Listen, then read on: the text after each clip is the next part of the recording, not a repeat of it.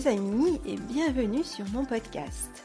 Ici, vous allez découvrir de belles histoires de femmes entrepreneurs qui se sont lancées avec succès dans l'entrepreneuriat, souvent après une première vie en tant que salariée, maman à plein temps ou encore artiste, pour ne citer que quelques exemples. J'ai créé ce podcast pour vous inspirer et vous accompagner dans votre projet, car je suis convaincue que c'est dans l'échange et le partage que nous grandissons. Je m'appelle Anne Guillou, je suis consultante spécialisée dans l'amélioration de la performance des petites entreprises. Alors si vous avez déjà lancé votre entreprise et que vous souhaitez augmenter la satisfaction de vos clients, l'efficacité de votre équipe ou encore réduire vos coûts ou tout simplement faire le point, contactez-moi et nous ferons ensemble un premier bilan de votre activité, gratuitement bien sûr. Vous trouverez tous les liens de contact dans les notes de l'épisode. Et à présent, place à l'invité du jour.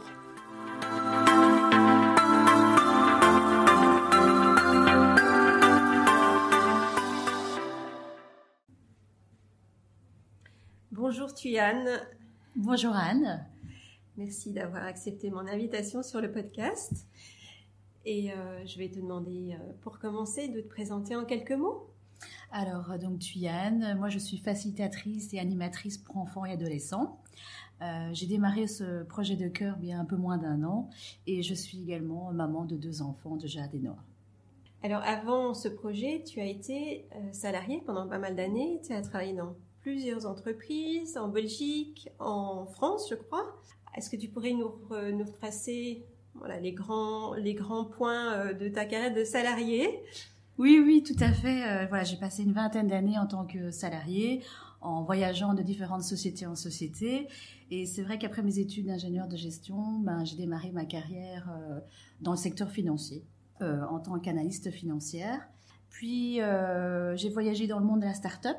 Là, c'est vraiment tout un monde très différent où j'ai appris énormément de choses. J'ai développé beaucoup de compétences parce que c'est vrai que c'était vraiment le démarrage du projet de start-up. Donc là, on est dans le domaine de la biotechnologie. Et donc, mon rôle à moi, c'était vraiment on était au niveau financier, RH et administration. Et donc, recruter des personnes et donc faire tourner la boîte, mais vraiment au niveau administratif, quoi. J'ai adoré cette expérience de 2 ans. Et c'est vrai qu'au bout de 2 ans, une fois que la start-up s'était mise, l'équipe en place, j'avais envie de faire autre chose, soif d'apprendre. Et donc, je suis partie vivre à Paris, où là, j'ai intégré une société de consultance en ressources humaines. Et là également, c'était vraiment un projet à la fois professionnel et personnel.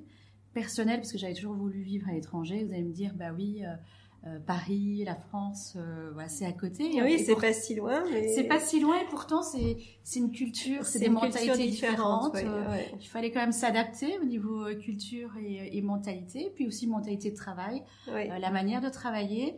Et là, vraiment, j'ai adoré cette expérience. Parce que là, j'étais vraiment dans mon domaine, dans les ressources humaines, donc proche des personnes. Et pareil, donc en tant que consultante, c'est vraiment l'écoute active et vraiment trouver des solutions pour mes clients. Alors, quand tu dis ton domaine, en fait, pourquoi tu dis ton domaine ? Puisque tes études d'ingénieur de gestion t'ont pas forcément préparé à travailler dans les ressources humaines. Mais est-ce que je peux le traduire dans le fait que tu avais quand même trouvé ta voie quelque part, que c'est ça qui te motivait le plus, qui t'intéressait le plus ? Mais en tout cas, ça se rapprochait de ma voie. Je trouvais, donc comme j'ai démarré, je te l'ai dit, j'ai démarré vraiment dans le secteur financier, donc purement chiffres et analyse. Oui, c'est ça. Ça, j'ai vite compris que c'était vraiment pas ma tasse de thé.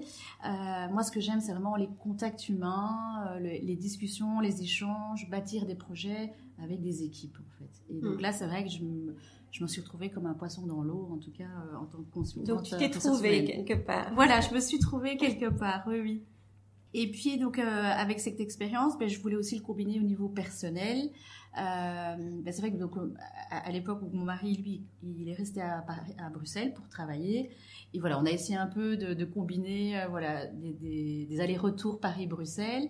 Et puis c'est vrai qu'au bout de 2 ans, on s'est dit on a envie de s'établir, de créer notre propre projet à nous. Et donc je suis rentrée de nouveau à Bruxelles. Et là, j'ai intégré une société de formation.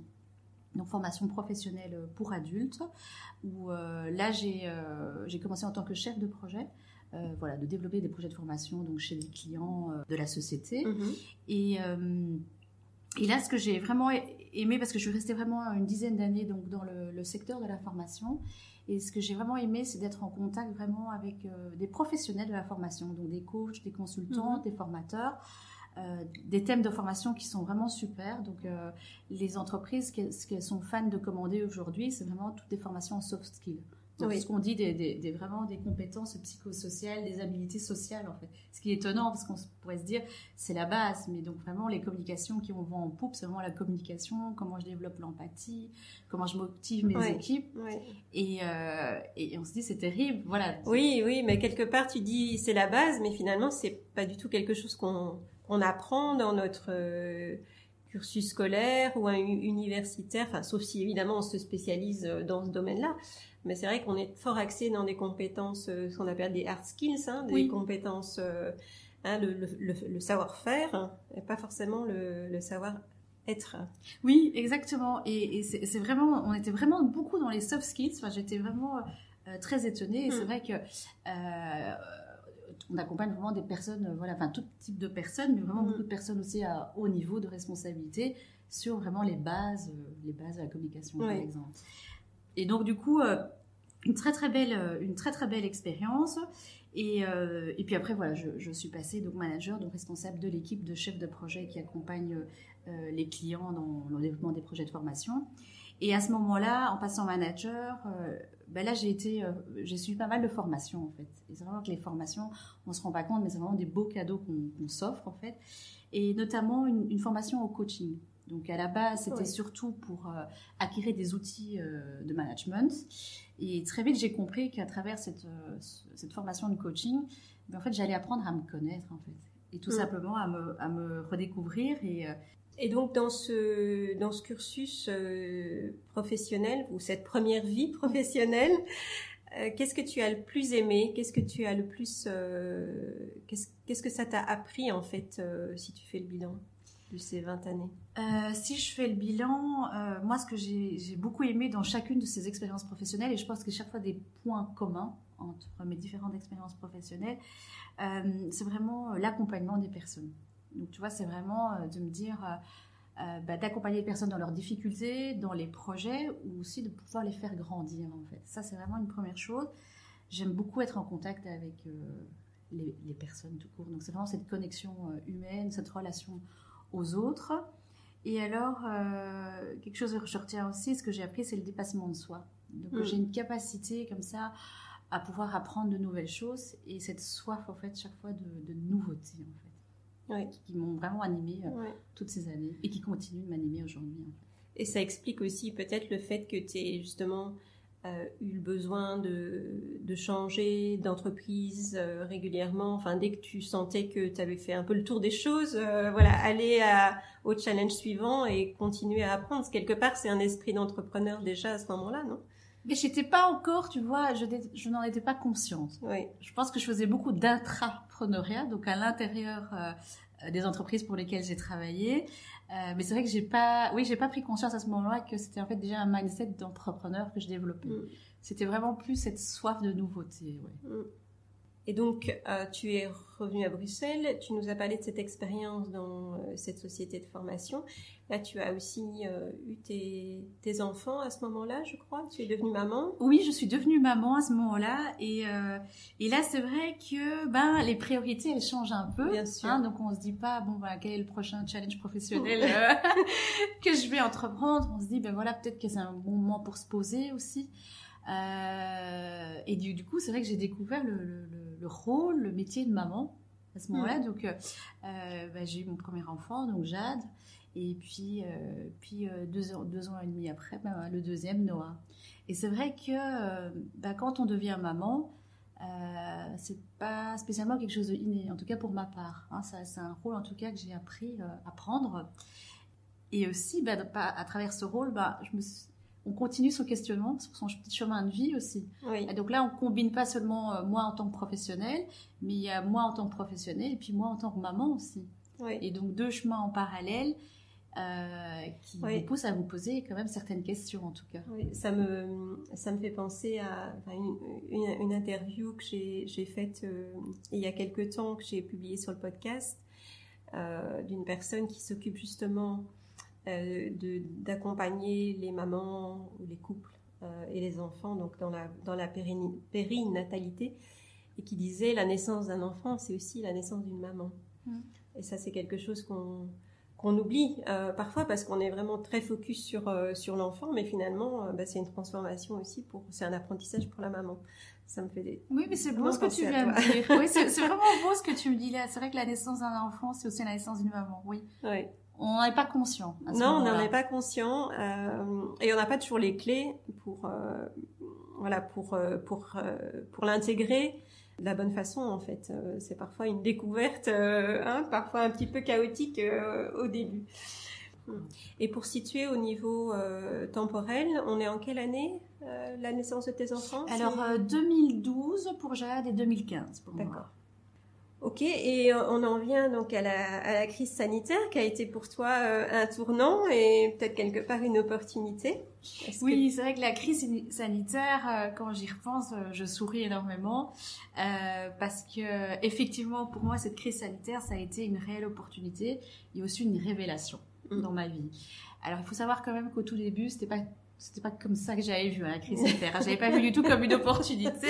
Oui, je crois que ça nous a pris de plein fouet tous autant qu'on est. Oui, exactement. C'est vrai que du jour au lendemain, c'est parce que du coup, étant dans le domaine de la formation, qui n'est pas aussi je dirais une priorité dans un contexte de crise sanitaire. Donc j'ai été mise au chômage, en même temps que mon équipe. Pendant un certain temps. Et donc, c'est vrai que du coup, je me suis retrouvée quand même très vite H24 avec mes enfants à la maison. Comme beaucoup de personnes, beaucoup de parents se sont retrouvés dans la situation. Mais moi, à mon niveau, en tout cas, je n'ai pas envie de me comparer avec d'autres personnes ou d'autres parents, mais moi, à un niveau, c'était un peu compliqué. C'est vrai que ayant l'habitude de travailler énormément et de ne pas passer trop de temps, en tout cas avec mes enfants, se retrouver comme ça du jour au lendemain, nez à nez avec les enfants, c'était un peu déstabilisant pour moi, pour être tout à fait honnête.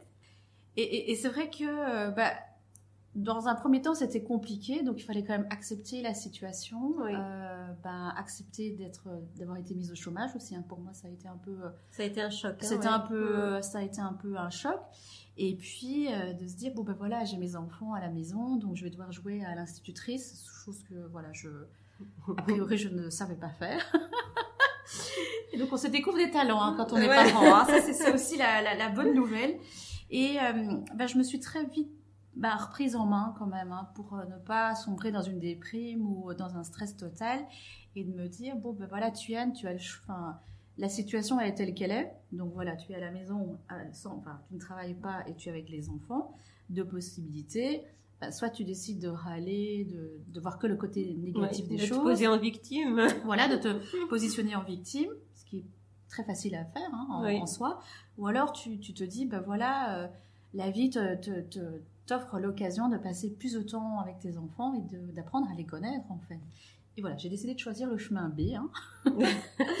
Et c'est vrai que du coup, ça a pris quand même tout un autre tournant, c'est une autre énergie qui arrive, et c'est vrai que j'ai découvert mes enfants, parce qu'il n'y a rien à faire quand on est parent, on est beaucoup dans le quotidien, les activités, l'école, les devoirs, le coucher, et on se rend pas compte que c'est des petits êtres qui grandissent, qui ont aussi leur propre personnalité, et des choses à nous apprendre en fait, mais tout ça on ne le voit pas dans le quotidien en fait.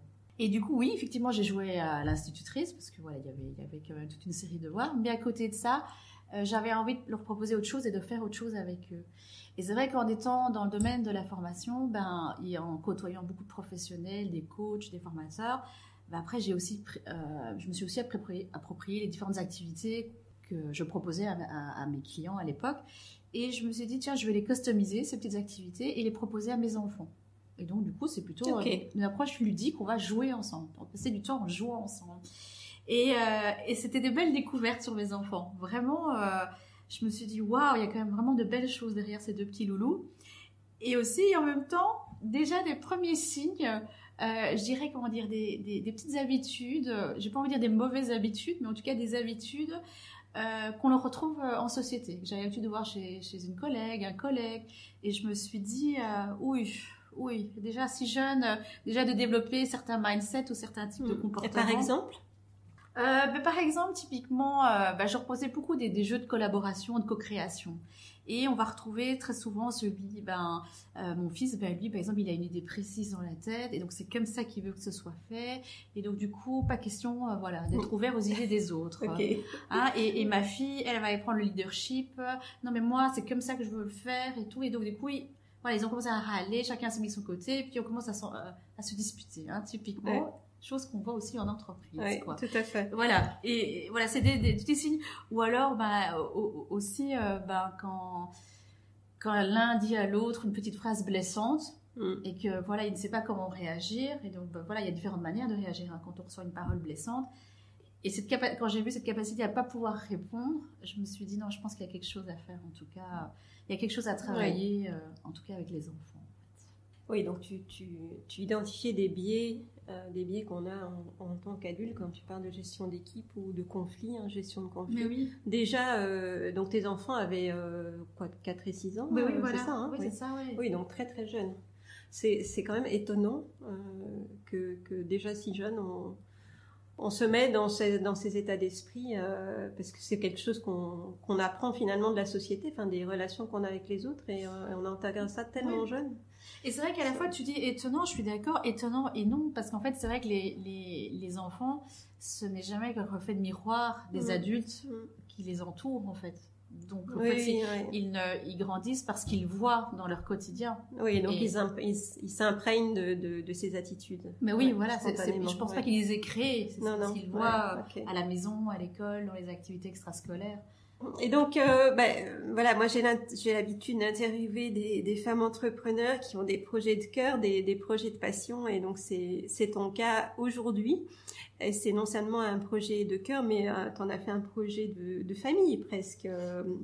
Donc voilà, est-ce que tu peux nous expliquer ce qu'il en est aujourd'hui, en quoi consiste ton activité d'entrepreneur? Oui, donc alors, suite à cette crise sanitaire, tu vois, suite au temps que j'ai passé avec mes enfants, suite aux formations que j'ai reprises, parce que c'est ça aussi, j'avais pas mal de temps, donc du coup, ce temps-là, je l'ai dédié aussi comme cadeau que je me suis offert à moi-même en reprenant des formations, plus en tout cas pouvoir travailler avec des enfants, parce que comme je t'ai dit, finalement, ce que j'ai observé chez mes enfants, c'est devenu une évidence, quoi. C'était une évidence que j'avais envie d'accompagner les enfants et adolescents.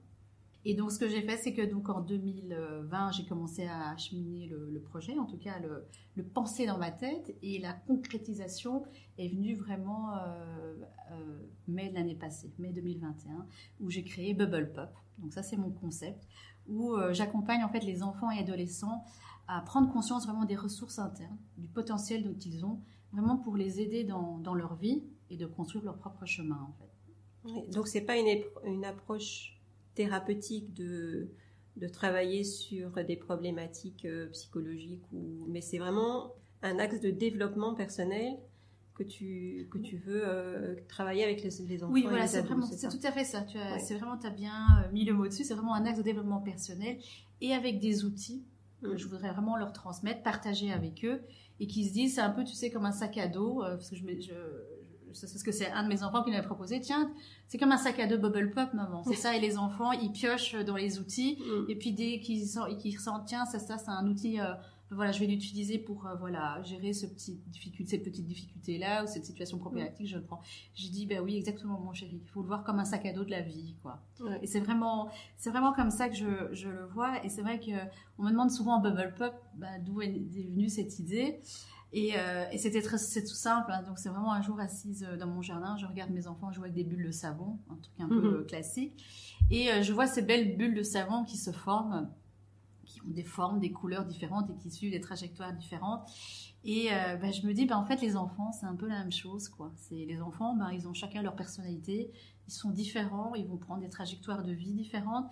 Et c'est vrai que le côté pop, parce que c'est vrai que la bulle de savon, elle éclate à un moment donné, et pour moi, ça fait référence à beaucoup de choses. C'est vraiment les émotions qui voient le jour. C'est vrai que quand on est enfant ou même adulte, toute la journée, on ressent plein d'émotions, et à un moment donné, ça éclate, en positif ou un peu plus désagréable, j'ai envie de dire. La personnalité, on peut voir le jour. Et vraiment, enfin, pour moi, c'était aussi comme le projet était une évidence, le nom était une évidence également. Et on dit souvent que il faut que ça parle, quel que soit le projet qu'on a envie d'entreprendre, il faut qu'il soit compréhensible par un enfant de 6-7 ans. Et c'est vrai que du coup, voilà, je me suis entraînée aussi à pitcher mon projet, pourquoi le nom, auprès de mes enfants, et ils l'ont pris. Ils ont vite compris, capté l'essence même du projet. Donc tu as testé le nom Bubble Pop auprès de tes enfants. Auprès de mes enfants. Génial. Exactement. Et c'est vrai que tu me posais la question pourquoi c'est devenu, c'est mon projet de cœur, parce que c'est vrai que je me sens vraiment là alignée avec mes valeurs. On y est. C'est vrai que par rapport à ce que je t'ai raconté en début d'interview, c'est que mes expériences professionnelles, je les ai toutes vraiment adorées, mais c'était pas des projets de cœur. C'est vraiment, j'ai procédé par opportunité. Les opportunités, elles arrivaient, elles venaient, et je les prenais.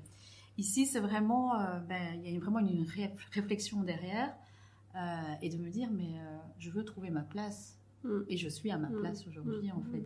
Et c'est vrai que c'est un projet de famille, parce que je vais travailler avec des enfants et des adolescents, et c'est vrai aussi qu'il y a quand même toute une dimension logistique derrière. Ça veut dire que je vais travailler à des heures où potentiellement mes enfants seront à la maison. Oui, c'est ça. Et ça, c'était aussi le côté un peu compliqué de la chose aussi, dans ce projet dans lequel je me suis lancée. Et c'est vrai que c'est pour ça que c'était important pour moi de très vite les impliquer dans mon projet, d'expliquer parce que voilà, maman allait faire, pourquoi je le faisais et comment j'allais aussi travailler. Et parce que c'est vrai que Noah très vite il m'a dit oui mais maman, et ça veut dire que donc tu travailles après l'école, quoi. Et le samedi, et le mercredi après-midi. Aïe, aïe, aïe. Aïe, aïe, aïe, oui. Et je me suis dit, oui, tout à fait, mon chéri, exactement. Tu as tout compris. Tu as tout compris. Mais je lui ai dit, voilà, mais par contre, je vais toujours essayer de mettre un équilibre. Voilà, les autres enfants, voilà, je vais les accompagner, je vais les aider, je vais leur apporter des jeux, des clés. Mais c'est ce que je fais avec toi au quotidien, avec ta sœur. Donc ça, vous serez toujours ma priorité. Et c'est vrai que aussi, tu vois, c'est toujours cet équilibre qu'on doit trouver, qu'on jongler entre rôle de maman, de professionnelle. Et voilà, j'ai décidé qu'il y a des plages horaires ou des jours où je ne travaillais pas, pour pouvoir aussi jouer aussi correctement mon rôle de maman. Et donc, ça a été accepté dans la famille. Et donc, c'est vrai que chaque fois que j'ai une nouvelle idée ou que j'ai envie de proposer quelque chose, je vais toujours en parler à mon mari et mes enfants en premier. Et aujourd'hui, donc, tu travailles avec des enfants dans des accompagnements individuels et tu travailles aussi dans des structures scolaires, c'est ça? C'est ça. Donc, en fait, il y a la partie individuelle, voilà, exactement dans mon cabinet. Et alors, des ateliers que je propose dans les écoles, en fait. Pour l'instant, dans les écoles primaires. Et c'est vrai que ce qui est pareil dans les écoles, c'est vraiment de développer l'empathie des élèves, en fait. Quand j'entends, voilà, dans les cours de récréation, il y a quand même beaucoup de violences, que ce soit des violences verbales ou physiques. Et c'est vrai qu'on se dit, tiens, de nouveau, encore une fois, la base n'y est pas. C'est-à-dire les bases en communication, les bases d'empathie, donc cette capacité à se mettre à la place de l'autre, on n'y est pas encore dans les écoles. Et donc, en tout cas, c'est ça, en tout cas, qui intéresse pour l'instant les écoles. Oui, c'est ça. Enfin, moi, je trouve ça assez formidable. Et en fait, je me pose la question aussi, comment est-ce que un chef d'établissement ou une équipe pédagogique, enfin, je sais pas avec qui tu dialogues dans ces cas-là, justement, à exprimer ce besoin et t'as trouvé quelque part, parce que c'est pas une démarche traditionnelle en fait dans des établissements scolaires comme ça. Donc c'est vrai que ça démarre souvent de par l'enseignant, puisque c'est la personne qui est vraiment sur le terrain en fait, qui vit les choses avec ses élèves, qui voit des choses, qui ressent des choses. Et c'est vrai qu'en discutant avec beaucoup d'enseignants, c'est souvent ça qui est revenu, ce côté les enfants ont du mal à s'exprimer, les enfants communiquent d'une manière très agressive. L'esprit de solidarité, de collaboration n'y est pas du tout en classe. Et donc, j'ai envie de dire presque toutes ces compétences, tant qu'on ne les a pas, elles viennent vraiment entraver de l'apprentissage à l'école, en fait. Et donc, du coup, c'est chaque fois freiné, en fait, du coup, parce qu'il faut régler les conflits. Oui, et quand tu parlais, c'est vrai, du parallèle entre le monde de l'entreprise et l'école, et on retrouve ça aussi exactement dans des équipes qui dysfonctionnent où la cohésion n'est pas là, la performance n'est pas là non plus. Donc en fait, dans le milieu scolaire, c'est pareil, quoi. Oui, c'est ça. Je trouve que c'est pareil. C'est vrai que je dis souvent, une classe, c'est comme une équipe. Il y a vraiment des personnalités différentes, des personnes différentes, avec des compétences différentes, et que le tout, c'est de pouvoir vraiment connaître vraiment le potentiel de chacun et d'utiliser le potentiel de chacun pour en faire quelque chose durant une année scolaire ou deux, puisque maintenant ils sont par cycle, donc ils montent par cycle. Donc oui, j'aime beaucoup prendre cette image, une classe égale une équipe, quoi. Oui. Et est-ce que tu as eu déjà l'occasion de travailler sur des problématiques de harcèlement à l'école ou ce genre de choses? Directement, non. Okay. Ça, on n'a pas encore fait appel à moi directement. Mais je pense que quand on travaille sur l'empathie, vraiment, enfin, qu'on aborde ces sujets-là et que, voilà, mon approche est assez pragmatique. Hein, donc, je suis une personne très de terrain, d'action. C'est vrai que j'aime bien faire vivre les élèves des choses, en fait. Et donc, rien que le fait d'être capable de se mettre à la place de l'autre dans des jeux de rôle, je pense qu'indirectement, ça va... Je dis pas que ça va résoudre tout le problème d'harcèlement, mais en tout cas, ça va avoir un effet de prise de conscience chez les élèves. En tout cas, c'est ce que les enseignants me disent. Oui, donc voilà. C'est préventif quelque part. C'est préventif, oui, exactement. Et donc, des écoles qui veulent faire appel à toi, comment est-ce que ça se passe? Ils te contactent Alors, c'est des séries d'ateliers que tu proposes? C'est plutôt des séries d'ateliers. Soit c'est de mon initiative, je viens proposer et puis voilà, l'école est prenante. Ou alors, voilà, j'ai eu des contacts, il y a des enseignants qui m'ont contacté directement. Et c'est vrai que je vais d'abord écouter les besoins de l'enseignant, de savoir, voilà... quelles sont les problématiques dans la classe, qu'est-ce qu'elle souhaiterait en fait atteindre comme objectif avec sa classe, et de là je fais une proposition. Et c'est vrai que je vais jamais proposer un atelier tout seul. Comme je viens du domaine de la formation, voilà, je sais bien qu'une formation toute seule, ça apporte pas beaucoup ses fruits. C'est comme un atelier tout seul, en tout cas dans le domaine que je propose. Après, il y a plein d'autres ateliers. Je pense qu'ils peuvent, en une séance, ça peut fonctionner ou ça peut apporter beaucoup de choses aux enfants. Mais en tout cas, c'est vrai que moi, je vais plutôt proposer par un parcours d'atelier, en fait. Et puis voilà, c'est des ateliers avec différents thèmes et différents objectifs en fait, à la clé. Ok. Donc, tu as commencé ton projet il y a 1 an. Quel est le bilan que tu en tires aujourd'hui au niveau, même si ça fait peu de temps, au niveau personnel et professionnel? J'aime bien cette question. C'est vrai que je me la pose pas régulièrement. Je devrais me la poser, je trouve, de faire régulièrement un petit bilan. Ce que je peux partager, c'est aujourd'hui, je trouve que je suis vraiment épanouie. Tu vois, c'est un épanouissement que je n'avais jamais ressenti auparavant.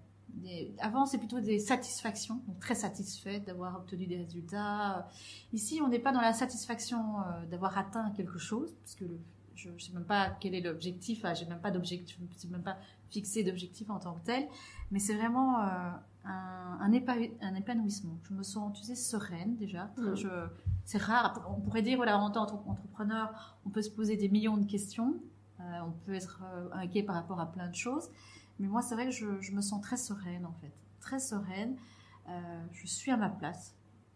Et chaque fois que je rencontre des nouveaux enfants ou des parents ou des enseignants, ça m'anime énormément. C'est vraiment des chouettes conversations que j'ai, des chouettes échanges. Et j'ai l'impression que je grandis aussi encore. Je continue à grandir à travers toutes ces belles personnes que je rencontre, en fait. Oui, et ça, c'est vraiment ton fil rouge. Tu parlais déjà dans ta première partie de carrière, le fait d'être en contact avec les personnes, de les faire grandir, de les développer. Oui, finalement, tu vois, je suis restée sur le fil rouge, donc ça, je suis très contente, mais encore plus alignée avec mes valeurs. Voilà, je dirais vraiment tout simplement ça, parce que voilà, j'ai fait aussi un travail sur mes valeurs, parce que c'est vrai qu'on parle beaucoup de respect, de bienveillance, mais moi, je voulais savoir c'était quoi les valeurs. Et quelles sont tes valeurs alors, quelles sont mes valeurs? Alors, il y a la première valeur qui me tient à cœur, c'est l'harmonie. J'aime bien que toutes les personnes se trouvent bien, soient à leur place, se sentent à leur place et que tout le monde soit bien. Tout ça, c'est quelque chose de très important pour moi, que ce soit au niveau professionnel ou personnel.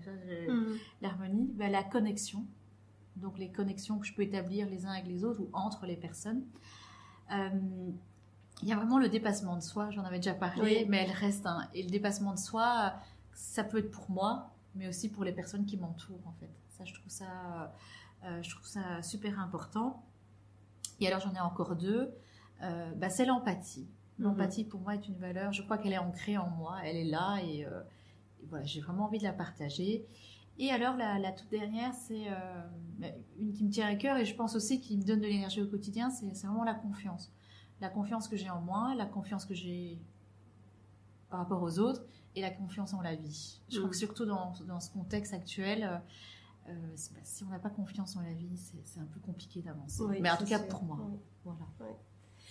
Et quelles ont été tes difficultés dans ce projet? Peut-être qu'il n'y en a pas eu. Si, je te mentirais si je te dis qu'il y en a ça serait quand même exceptionnel. Ça serait quand même exceptionnel. J'aurais été entrepreneur il y a plus bien longtemps. Non, mais écoute, tu sais, il y a toujours le regard des autres. Mais qu'est-ce qu'on va dire? Oui, elle quitte ce chemin professionnel ou cette stabilité professionnelle, financière pour quelque chose de complètement inconnu. Donc il y a vraiment le regard des autres. Je crois que c'est la première chose. Il y a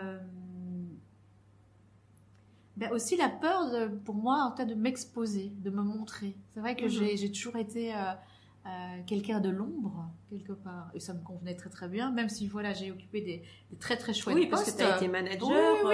Mais il y avait toujours quelqu'un d'autre au-dessus de moi, tu vois. D'accord. Donc du coup voilà. Que là t'es sans filet. Et là je suis sans filet, je suis moi et mon projet qui me tient à cœur et donc du coup oui, c'est de parler de moi. Donc aujourd'hui, quand tu m'as proposé de participer à ton podcast, je me suis dit oui là, c'est pas du tout dans ma zone de confort là de parler de moi. Et en même temps, c'est vrai que quand on a ce genre de projet, on a envie d'en parler à un maximum de personnes aussi. Le but c'était pas que je fasse mon petit projet dans mon coin, puisque là il y a ces dimensions de partage, d'harmonie, et donc du coup il faut que ça puisse toucher un plus grand monde. Donc là, je suis sortie de ma zone de confort là ce matin avec toi. Puis la difficulté aussi financière de se dire c'est vrai que j'adore mon projet, on ne sait pas où ça va me mener demain, mais est-ce que je vais y arriver en termes de rentrée financière aussi? Ça c'est aussi une question quand même assez importante, surtout que moi je suis quelqu'un de très indépendant. Donc, dépendre de quelqu'un d'autre financièrement, c'est aussi pas évident pour moi. Oui, je comprends. Je suis dans le même état d'esprit, donc je comprends tout à fait. Ouais. Voilà. Et je dirais que la dernière difficulté, c'est pour moi d'aller solliciter des personnes, donc demander de l'aide. C'est pas quelque chose que j'ai l'habitude de faire et que j'aime faire. Et au final, je me rends compte, en fait, les personnes, elles sont toujours prêtes à vous aider, quoi. Et ça, c'est formidable. C'est formidable. Mais c'est vrai que tant qu'on ne l'a pas fait, on est toujours dans cette résistance de se dire, mais non, mais je vais l'embêter, je vais l'ennuyer, et puis ça se fait pas de solliciter les personnes. Et au final, je me rends compte que mon entourage est merveilleux, quoi. Enfin, c'est terrible, que ce soit mon entourage direct ou indirect. Quand je demande de l'aide, j'ai toujours reçu l'aide, en fait. Tu vois, c'est quand t'as l'habitude de donner. Et en fait, ici, pour moi, c'est d'apprendre de recevoir aussi. Demander et recevoir.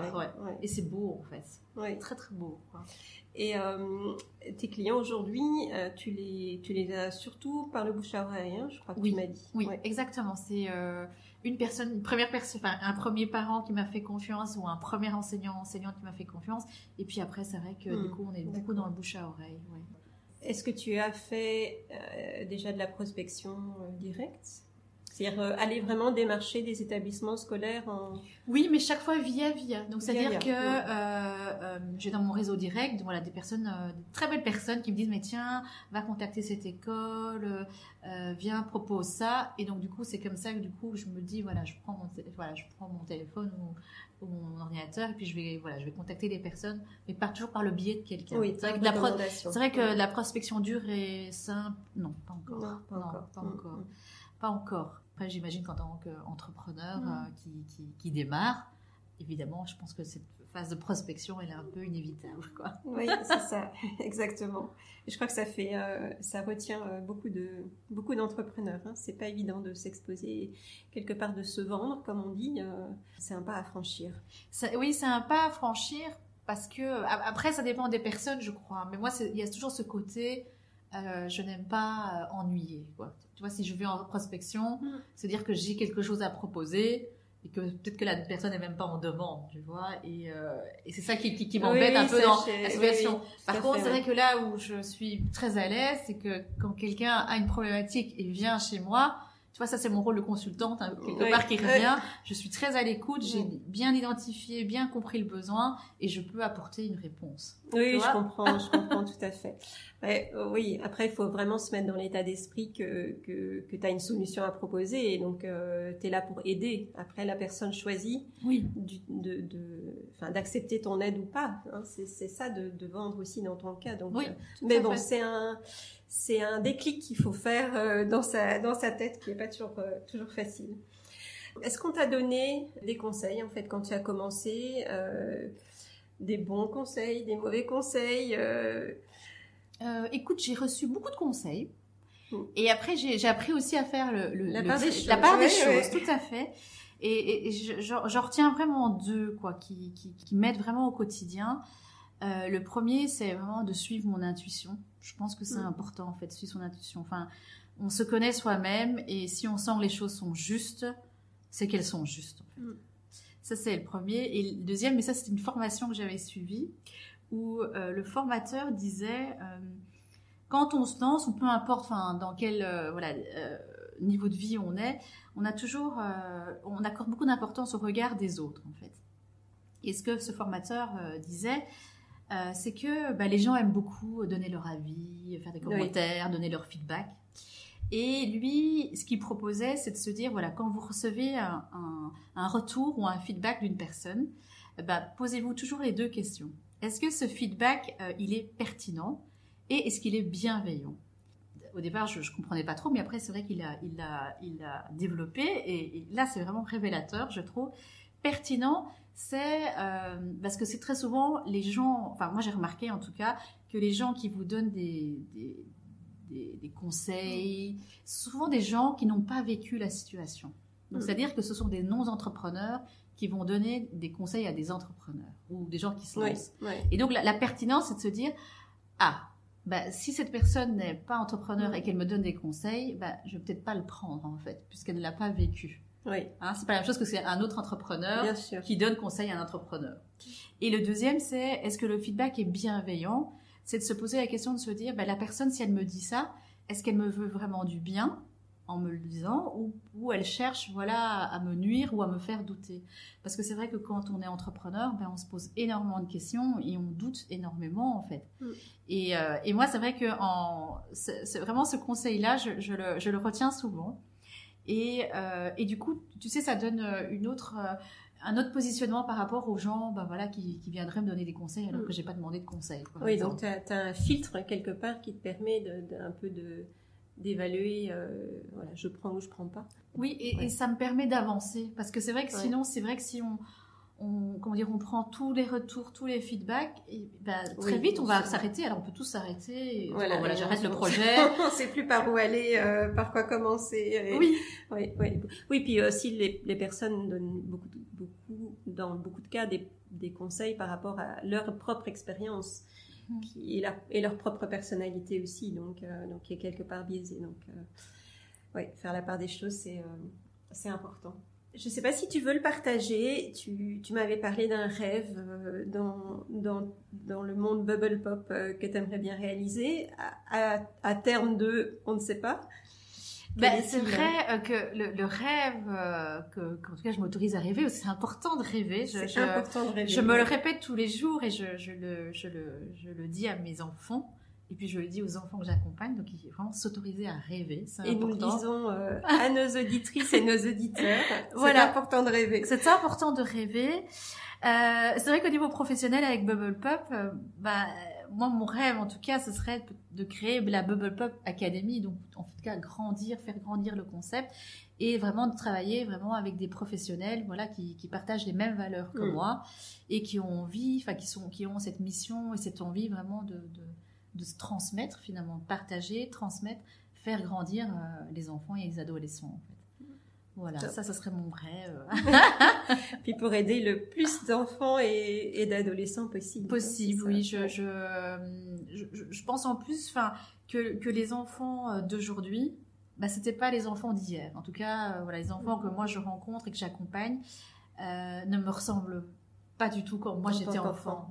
Ils se posent énormément de questions. Ils ont envie d'avancer, ils ont envie de progresser, mais c'est juste qu'ils savent pas comment le faire, quoi. Et c'est vrai que quand on leur donne les clés, tout de suite ils sont capables de réagir. Ah d'accord, ok, c'est comme ça que je peux le faire. Ah, c'est comme ça que je peux réfléchir. Ah d'accord, ok, ça je peux le faire alors. Et finalement ils avancent très très vite en fait dans leur cheminement. C'est merveilleux. Est-ce qu'il y a une citation qui t'inspire particulièrement, que tu pourrais nous partager? Est-ce que je peux t'en partager deux? Bien sûr. Parce qu'il y en a deux qui me viennent. Il y en a une qui est très concrète, mais en fait, elle me parle très très bien. Après, elle parle aux personnes, je pense, qui ont peur de franchir le cap. C'est Screw It, Let's Do It de Richard Branson, parce que c'est vraiment, faut pas faire attention au truc, faut juste le faire. Et c'est vrai que je réalise de plus en plus que la peur, finalement, elle disparaît dans l'action. Et en fait, ça se vérifie et c'est vrai. Oui, c'est vrai, tout à fait. C'est vraiment vrai. Et ce matin, je me suis répété cette phrase-là avant de venir venir te rejoindre.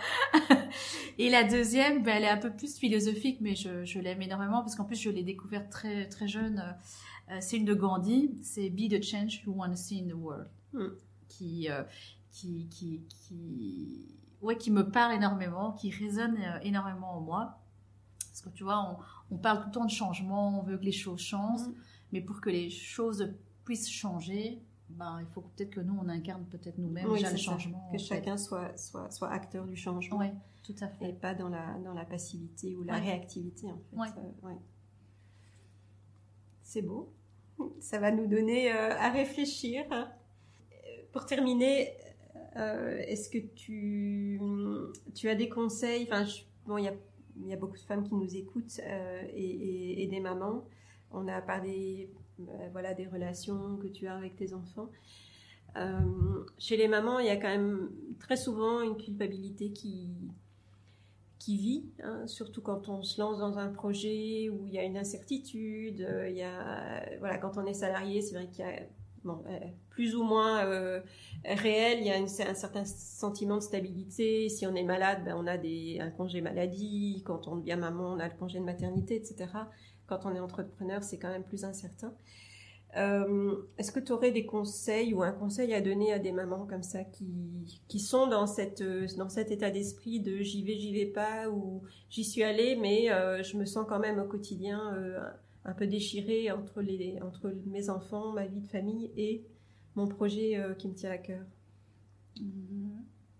J'ai presque pas envie de parler de conseils, tu sais, parce que pour moi, un conseil, c'est quand on est expert dans la matière. Ici, moi, je suis une maman comme une autre, finalement, qui a un rêve et qui a envie de le mener tout en impliquant ses enfants. Mais ce que je constate, c'est vraiment, et je suis convaincue que c'est véridique, c'est que si en tant que maman, nous, on est bien avec nous-mêmes, on est épanoui, cet épanouissement, en fait, on va le faire rayonner au sein de notre famille et les enfants vont le voir, en fait. C'est je suis bien, mon enfant va le voir et il sera bien avec et il sera ok avec. Vraiment, les enfants, c'est vraiment comme des éponges, et on dirait pas comme ça, ils sont parfois on se dit mais ils entendent pas ce que je raconte, ils n'écoutent pas, ils ne sont pas présents. Si, les enfants, en fait, ils sont présents, ils sont là, ils écoutent tout ce qu'on raconte et surtout ils absorbent énormément tout ce qui se passe autour d'eux, quoi. Et donc effectivement, si on a envie qu'ils soient ok avec ce qu'on a décidé de faire, donc c'est-à-dire de se lancer dans ce projet-là, montrons-leur en tout cas qu'on est bien, qu'on est aligné et qu'on est épanoui. Voilà, moi c'est ce que j'aurais envie de partager en tout cas. Oui, et ça me fait penser qu'effectivement on peut être épanoui. Après c'est un cheminement, un trajet personnel à faire pour l'accepter soi-même, mais on peut être épanoui en tant qu'entrepreneur, et même si on a moins de temps peut-être pour ses enfants, mais ce temps on s'y consacre à fond. vis-à-vis de se sentir un peu coincé et de justement pas lancer son projet, peut-être être un peu frustré, de justement un peu se trouver bloqué dans une situation qu'on a plus ou moins choisie. Finalement, on est peut-être plus avec ses enfants, mais dans sa tête, on n'est pas épanoui. Donc c'est vraiment c'est un équilibre et un bien-être personnel à trouver avant tout. Et si on est bien soi-même, on fait le bien autour de soi, c'est ça. Oui, je suis tellement d'accord avec toi, mais c'est ça. Si on est bien avec soi-même, on ne peut qu'offrir et proposer du bien autour de nous, en fait, parce que je me dis que c'est très compliqué en tant que parent, en tant que maman, de se dire, voilà, je veux en tout cas transmettre énormément de bien à mes enfants, mais si on n'est pas bien à nous, c'est compliqué, en fait. Je vois même pas comment on pourrait leur transmettre du bien, sinon on n'est pas bien. Oui. Est-ce que tu veux ajouter quelque chose pour conclure ? Écoute, non, je voulais juste te remercier, Anne, vraiment, de m'avoir proposé en tout cas de participer au podcast. Et voilà, j'espère en tout cas que à travers mon histoire, ça permettra à d'autres femmes, en tout cas, d'oser entreprendre et de s'autoriser de rêver. Parce que c'est possible. Merci, Tuan, d'avoir accepté mon invitation et d'avoir partagé tout ça avec nous. Avec beaucoup d'authenticité, de simplicité, donc c'était très chouette. Où est-ce qu'on peut te retrouver sur les réseaux, sur Internet ? Tu as un site Internet, j'imagine. Oui, donc vous pouvez me retrouver donc sur le site bubblepop.be, donc ça c'est mon site Internet, ou sinon sur ma page Facebook bubblepop.be. Ok, merci. Merci à toi. Voilà pour l'épisode d'aujourd'hui, j'espère qu'il vous a plu. Si c'est le cas, et c'est hyper important pour aider le podcast, laissez-moi une note 5 étoiles avec un petit commentaire et parlez-en autour de vous. Rien n'est plus puissant que le partage et l'entraide pour avancer ensemble. Si vous cherchez les notes de l'épisode et toutes les références, vous pouvez aussi aller sur le site du podcast, c'est www.minervaconseil.com/podcast, Minerva Conseil en un seul mot. Pareil, si vous souhaitez me poser des questions, me donner un feedback ou simplement échanger, eh bien vous pouvez aussi me retrouver sur LinkedIn. Je vous dis maintenant à bientôt pour un prochain épisode.